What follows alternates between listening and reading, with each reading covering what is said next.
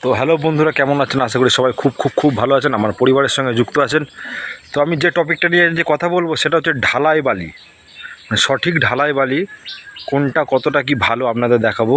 মানে কোন মাপটা ঢালাইয়ের বালির যে দানাটা কতটা মোটা হলে ভালো হবে, কি থাকলে ভালো হবে, কি না থাকলে ভালো হবে, সেই নিয়ে আজ আলোচনা করব। তো চলুন। তো দেখতে পাচ্ছেন এটা পুরোটা একটা ঢালাই বালি আছে। এটা প্রায় 400 ফুট মাল আছে এখানে। তো আপনাদের দেখাচ্ছি ঢালাই বালি। আসলে ঢালাই বালি চিনবেন কি করে, পারফেক্ট যে ঢালাই বালি হবে কাছে এনে দেখায়। এই যে দানা, ঢালাই বালির যে দানাটা না, খুব মোটা দানা হবে। এক নম্বর আপনাকে দেখতে হবে, আপনি যখন ছাদ ঢালাই করবেন যে কোনো ঢালাই ক্ষেত্রে, ঢালাই বালির দানাটা যেন মোটা হয়। এই যে কাঁকড় আছে দেখেছেন, এই দেখুন, যেন ঢালাই বালিটা এতটা মোটা হয়। অবশ্যই মোটা বালিতে অন্তত ঢালাই করবেন, কোনো দিনই সরু বালিতে ঢালাই করবেন না।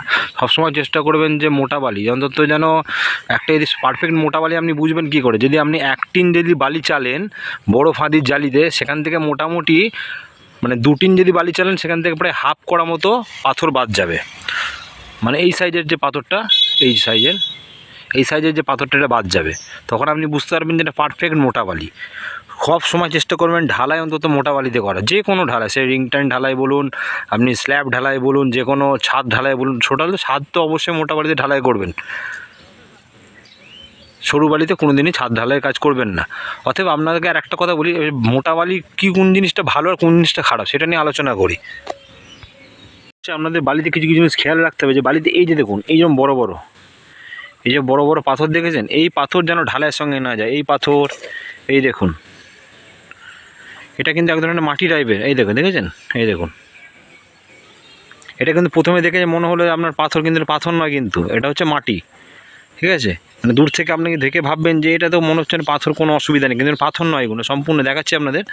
এই দেখুন, এই দেখুন, এটা কিন্তু সম্পূর্ণ মাটি। তো এই ব্যাপারগুলো খেয়াল রাখবেন সবসময়। বালিতে ঢালাই করার আগে অন্তত অবশ্যই মিস্ত্রিকে বলবেন চেলে নিতে, নাহলে কিন্তু এরকম ঢালাইয়ের সঙ্গে আপনার মাটি যাবে। আচ্ছা, আর কিছু জিনিস খেয়াল রাখতে হবে অবশ্যই, সেটা হচ্ছে এইরকম, এই যে দেখেছেন, এটা আপনি দেখে ভাবছেন বিরাট কিছু পাথর, কিন্তু কোনো পাথর নয়। এই সামান্য এই জিনিসটাকে গুঁড়োবেন, পুরো ছায়ের মতো গুঁড়িয়ে যাবে, ছায়ের মতো ডাস্ট হয় এগুলো। ঠিক আছে, অনেক সময় এগুলো দেখা গেছে জলে ভাসে, এটা আরও সাদা সাদা ভাব হলে হয়তো জলে ভাসতো। এইগুলোকে দূরে রাখবেন সবসময় ঢালাই থেকে। সবসময় চেষ্টা করবেন যেন ঢালাই না, অবশ্যই বালি চালবেন। কেন করুন তো, বালিতে সবসময়, এই দেখুন, দেখেছেন, এই দেখুন, বালিতে সবসময় এরকম কাদা থাকে। ওই জন্য সবসময় চেষ্টা করবেন যে ঢালাই বালি চেলে কাজ করার।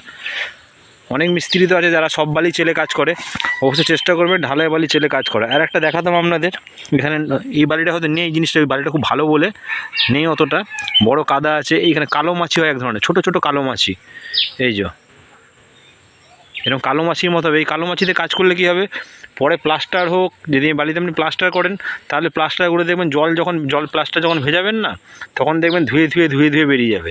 অবশ্যই এইগুলো খেয়াল রাখবেন, বড় বড় পাথর থেকে দূরে থাকবেন। এই যে ঢালাইয়ের সঙ্গে যেন এইরকম পাথর না যায়। পরবর্তীকালে কী হবে, বিশেষ করে কাদা যদি যায়, তো কাদা থেকে কিন্তু প্রচুর জলসেপ করবে, প্রচুর পরিমাণে জলসেপ করবে কাদা থেকে। সবসময় চেষ্টা করবেন যেন কাদা টাইপের কিছু মাটি, এই যে এটা বিশেষ করে খেয়াল রাখবেন। চলুন আপনাদের আরও কিছু জানাচ্ছি।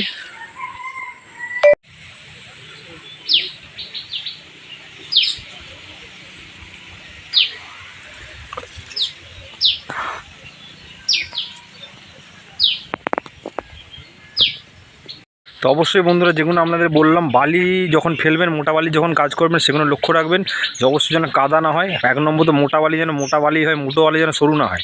কারণ আপনি ঢালাইয়ের কাজ করবেন, মোটা বালি হলে কী হবে, ঢালাই পাথরের সঙ্গে কামড় খুব ভালো নেবে। সরু বালি হলে সেই পরিমাণে কামড় কোনো দিনই নেবেন না। অতএব সবসময় ঢালাইয়ের কাজ চেষ্টা করবেন যে মোটা বালি দিয়ে কাজ করতে। অর্থাৎ মোটা বালির যে গুণগুলো আপনাদের বললাম, অবশ্যই যেন বালি যথেষ্ট মোটা হয়, প্রত্যেকটা বালির দানা খুবই মোটা হবে। আর যেগুলো বললাম, বালির চেলে কাজ করবেন ঢালাই সবসময়। তার কারণ হচ্ছে আপনাদের দেখালাম ওরকম কাদা, বড় বড় পাথর, আর যেটা মনে হলো যেন দেখতে মনে হবে পাথর, কিন্তু পাথর নয়, কোনো কাদা। সেসব সবসময় পাথর উপর, মানে বালি উপর থেকে দেখে হয়তো ভাববেন যে আপনি ভালো কোনো পাথর কোনো অসুবিধা নেই, কিন্তু চাললেই বুঝতে পারবেন, একটু ছাড়লাবেন দেখবেন কোনো কাদার ডাস্ট আর কিচ্ছু নাই। অতএব এই জিনিস থেকে সাবধান থাকবেন। কেন বলুন তো, আপনি কাদার ডাস্ট যদি আপনার ঢালাইয়ের সঙ্গে মিশে যায় তো অন্য কিছু হবে না। সব সময় দেখবেন অনেক বাড়িতে দেখা গেছে ওই জায়গা দিয়ে ঢালাই হয়ে গেছে, ঢালাই খোলা হয়ে গেছে, ঢালাই পুরো উপর থেকে মনে হচ্ছে পুরো হেভি ঢালাই, কিন্তু নিচে দেখবেন জলসোপ করছে। চার চোখে সরু সরু জায়গা করে, মানে গোল গোল জায়গা নিয়ে 6 ইঞ্চি 3.5 ইঞ্চি জায়গা নিয়ে জলসোপ করছে। তার কারণ কিন্তু ওই একটাই, আপনারা হয়তো বালি ঢালাইয়ের সময় ভালো করে চালেননি, কিংবা উপর চেলে বেরিয়ে চলে গেছেন। ওদের লেবারকে কন্ট্যাক্ট দিয়ে দিচ্ছেন, মিস্ত্রিকে কন্ট্যাক্ট দিয়ে দিচ্ছেন যে বালিটা চেলে দেবে, 500 ফুট বালি চেলে নেবে, কত টাকা নেবে, ওই সে সেরমই চেলে দিয়ে বেরিয়ে চলে গেছে। উপর চালনি ঘুরিয়ে দিয়ে চলে গেছে, আপনি ভেবেছেন খুব বালি চালা হয়ে গেছে, ওই জন্য ভেতরে কাদা রয়ে গেছে। ওই জায়গায় কাদাটা আছে, ভালো করে খুঁড়ে দেখবেন ওই জায়গায় কাদা আছে। ওই কী হচ্ছে, 1-1.5 ইঞ্চি উপরে মশলা আছে, কিন্তু জলটা কাদা আছে বলে জলটা উপর থেকে টানছে বৃষ্টির সময়, যে নিচে গিয়ে জলটা আরও বড়ো জায়গায় নিয়ে দেখাচ্ছে। অতএব সবসময় চেষ্টা করবেন বালি চেলে কাজ করার অবশ্যই। তো আমার সঙ্গে থাকবেন, সাথে থাকবেন। আমি খুব সামান্য ভাষায় বলি, সহজ ভাষায় বলি। যদি ভালো লাগে আমার পরিবারের সঙ্গে যুক্ত হবেন অবশ্যই। ধন্যবাদ।